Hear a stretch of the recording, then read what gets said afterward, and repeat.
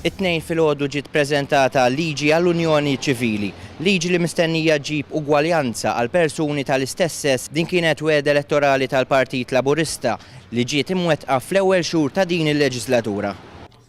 Din il-liġi se tipprovdi biex min irid jidħol f'Unjoni Ċivili ikollu l-istruttura legali biex jista' jagħmel hekk. Permezz ta' din il-liġi se jkun hemm impatt pożittiv dwar kif is-soċjetà tħares lejn nies LGBT mingħajr ebda diskriminazzjoni. Dan stqarritu l-Ministru għall-Libertajiet Ċivili Helena Dalli waqt konferenza tal-aħbarijiet it-tnejn filgħodu li għalija attendew membri mill-Kunsill Konsultattiv kif ukoll tal-Fondazzjoni Auditus. Din il-liġi ġiet ippreżentata mill-Gvern wara ħidma konsultattiva ma' dawn iż-żewġ għaqdiet. Il-Ministru Helena Dalli qalet li l-Gvern qed jimxi mal-għażla ċara li l-poplu Malti u Awċi għamel ftit ta' xhur ilu.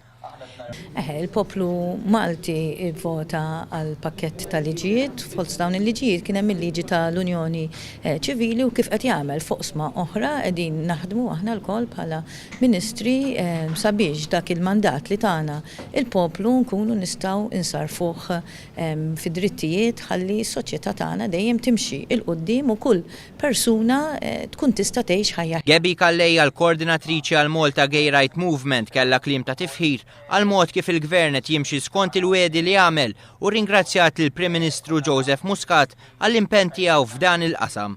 Faħret ukoll ir-rwol proattiv tal-Gvern li qed jagħti spazju lil dawn il-persuni wara li għal snin twal l-għajta ta' persuni LGBT waqgħu f'widnejn torox taħt Gvern preċedenti.